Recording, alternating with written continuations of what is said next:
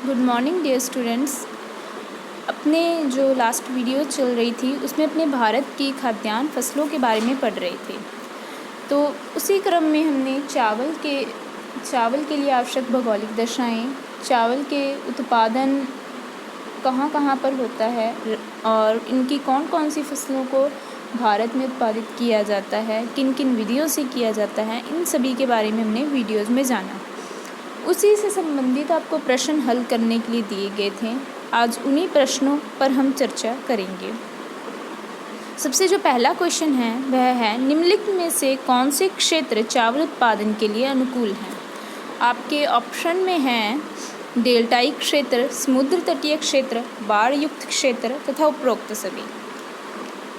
तो चावल एक ऐसी फसल है जो कि वहाँ पर उत्पादित की जाती है जो अधिकतर भाग दलदली हो या फिर जहाँ पर अत्यधिक पानी उपलब्ध हो। तो डेल्टाई क्षेत्र, समुद्र तटीय क्षेत्र तथा बाढ़ युक्त क्षेत्र ऐसे ही क्षेत्र हैं यहाँ जहाँ पर पानी की अधिकता होती है। तो ऐसे में ये तीनों प्रकार के ही क्षेत्र चावल के उत्पादन के लिए अनुकूल हैं। तो ऐसे में हमारे इस क्वेश्चन का जो राइट ऑप्शन है वह है डी, उपरोक्त सभी। नेक्स्ट क्वेश्चन है, पहाड़ी अथवा पठारी क्षेत्रों में चावल की कौन सी किस्म का उत्पादन किया जाता है शीतकाल में। तो भारत की अगर हम बात करें तो भारत में जो चावल है वह मुख्यतः मैदानी क्षेत्रों में तथा पहाड़ी अथवा पठारी क्षेत्रों में बोए जाते हैं। अगर पहाड़ी अथवा पठारी क्षेत्रों की बात करें तो यहाँ पर चावल की विभिन्न फसलों का उत्पादन किया जाता है। तो इनमें से जो शीतकाल में अर्थात वह जो मानसून के प्रारंभिक समय में जुलाई अगस्त में जिसको बोया जाता है वह फसल का नाम अमन है। तो इस प्रकार से इस क्वेश्चन का जो राइट ऑप्शन है वह है बी, अमन, अर्थात जो शीतकाल में पहाड़ी अथवा पठारी क्षेत्रों में चावल की फसल बोई जाती है उसे अमन कहते हैं। नेक्स्ट क्वेश्चन है, चावल की कौन सी फसल को कुंवारी अथवा शरदकालीन के नाम से जाना जाता है।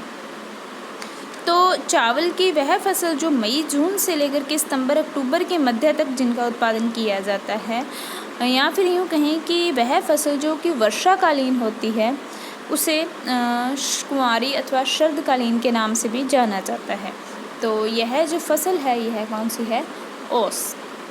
और रही बात अगर अगहनी की करें तो अगहनी और जो अमन थी वह शीतकाल में बोई जाती थी, जो कि पहले ही ऊपर बता चुके हैं।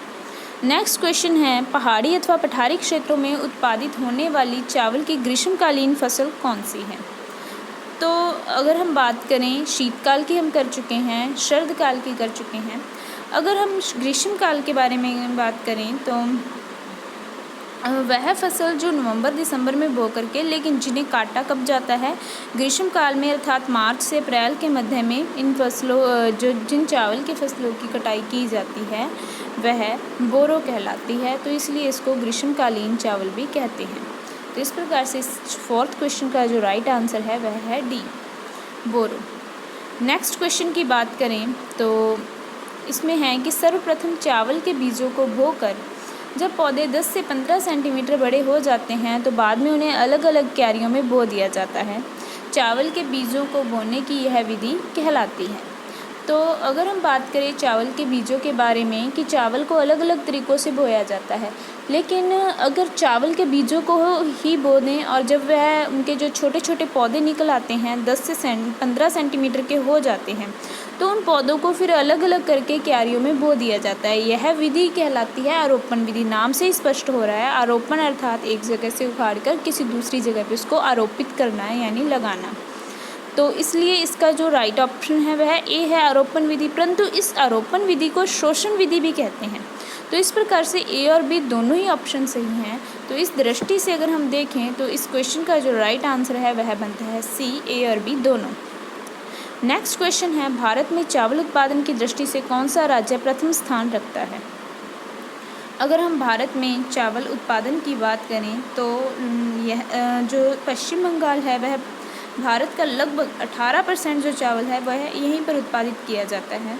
इसका कारण मुख्यतः भी यही है कि यहाँ पे प्रतिवर्ष जलोढ़ मिट्टी का निक्षेप किया जाता है। यहाँ पर सुंदरबन का जो डेल्टा है, विश्व का सबसे बड़ा डेल्टा, उसका डेल्टाई भाग भी पाया जाता है। इस कारण से यहाँ पर जो पश्चिम बंगाल में है चावल का उत्पादन खूब किया जाता है। तो इस कारण से जो पश्चिम बंगाल है वह चावल उत्पादन की दृष्टि से भारत में प्रथम स्थान रखता है। नेक्स्ट क्वेश्चन है, पकते समय चावल को कम से कम कितने डिग्री सेल्सियस तापमान की आवश्यकता रहती है। अगर चावल की बात करें तो चावल को जब बोया जाता है तब तो इन्हें लगभग 20 सेंटीग्रेड टेम्परेचर की आवश्यकता होती है, लेकिन जब इन्हें पकाया जाता है तो पकते समय कम से कम 27 डिग्री सेंटीग्रेड तापमान अवश्य रहना चाहिए। तो इस प्रकार से इस क्वेश्चन का राइट ऑप्शन है 27 डिग्री सेंटीग्रेड, या फिर इससे अधिक जो तापमान होता है इतनी चावल को आवश्यकता होती है। नेक्स्ट क्वेश्चन है, भारत में चावल एवं गेहूँ उत्पादक क्षेत्र कितने सेमी की समवर्षा रेखा विभाजक के रूप में कार्य करती है। तो भारत में अगर हम देखें तो जो 100 सेमी की समवर्षा रेखा है वह चावल तथा गेहूं के मध्य विभाजन का कार्य करती है। इसका तात्पर्य यह है कि जो चावल है इन्हें कम से कम भी 100 सेमी से 200 सेमी तक वर्षा चाहिए होती है, और वहीं अगर हम गेहूं की बात करें तो गेहूं के लिए 100 सेंटीमीटर वर्षा ही आवश्यक होती है, यानी पर्याप्त होती है। तो ऐसे में जो 100 सेमी समवर्षा रेखा है वे विभाजन का कार्य करती है। 100 सेमी समवर्षा रेखा से कम जहाँ पे वर्षा होती है, इससे कम वाले एरिया में गेहूं का उत्पादन किया जाता है, जबकि 100 सेमी से जहाँ पर अधिक वर्षा होती है उस साइड चावल का उत्पादन किया जाता है। हालांकि आज अगर हम वर्तमान में देखें तो सिंचाई की सुविधाओं का इतना विस्तार हो चुका है कि चावल के लिए जहाँ 100 सेमी से कम वर्षा भी पाई जाती है वहाँ पर सिंचाई के माध्यम से चावल का उत्पादन कर लिया जाता है। तो अंतिम क्वेश्चन है, चावल को बोने के बाद कितने दिनों तक पानी क्यारियों में भरा हुआ रहना चाहिए। जब चावल को बो देते हैं तो उसके कितने समय बाद या कितने दिनों तक चावल जो क्यारियाँ हैं उनमें पानी भरा हुआ रहना चाहिए। तो अपने जैसे कि कहा जाता है rice is a cheap crop of cheap people, क्योंकि इसमें क्या है बोया जाता है चावल को, और वो भी ऐसे एरिया में बोया जाता है कि जहाँ पर क्या है पानी खड़ा रहता है।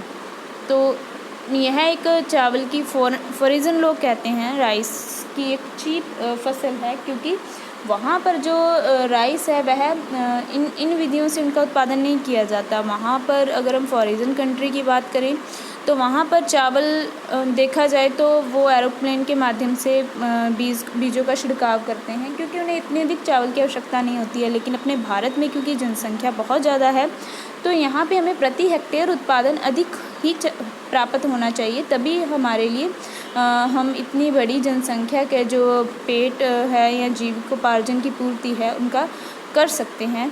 तो ऐसे में यह जो फसल है तो भारत में इसके लिए इन्हें क्या करते हैं कि खुद हाथों से इनको बोया जाता है और उन क्यारियों में बोया जाता है जहाँ पर लगभग कई दिनों तक पानी खड़ा रहता है। तो अब इस क्वेश्चन में पूछा गया है कि कम से कम कितने दिनों तक पानी भरा हुआ रहना चाहिए बोने के बाद भी। तो इस क्वेश्चन का जो राइट ऑप्शन है वह है 15 से 20 दिन। तो इसलिए इसका जो राइट ऑप्शन है वह बी बन जाता है, 15 से 20 दिन। तो यह जो थी इस प्रकार से यह थी भारत में चावल के उत्पादन से संबंधित प्रश्नोत्तरी और चावल के उत्पादन और वितरण से संबंधित इस टॉपिक को आपको वीडियो के माध्यम से अच्छे से समझा दिया गया था, और आज इनसे संबंधित प्रश्न भी आपको बता दिए गए हैं।